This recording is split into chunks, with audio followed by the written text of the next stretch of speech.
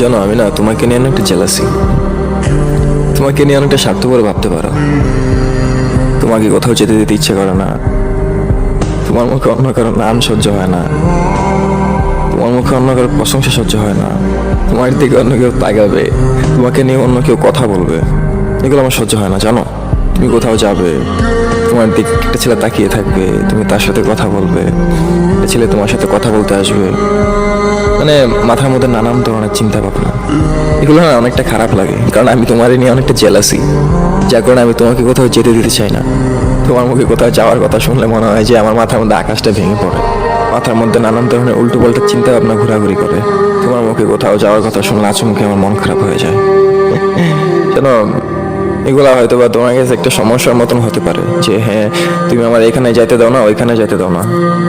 কি করব, আমি তোমাকে নিয়ে যে অনেকটা স্বার্থপর।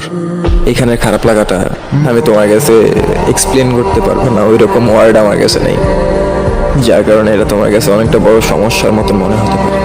কিন্তু ব্যাপারটা আমার কাছে অনেকটা অন্যরকম। যেন আমি তোমাকে অনেকটা ভালোবাসি, একান্তই নিজেকে রাখতে চাই যে হ্যাঁ, আমার মানুষটাকে কেউ দেখবে না, কেউ তাকাতে পারবে না, সে কারোর সাথে কথা বলতে পারবে না, কারণ সেই মানুষটা একান্তই আমার, যার 0.1% আমি কারোর সাথে শেয়ার করতে পারবো না।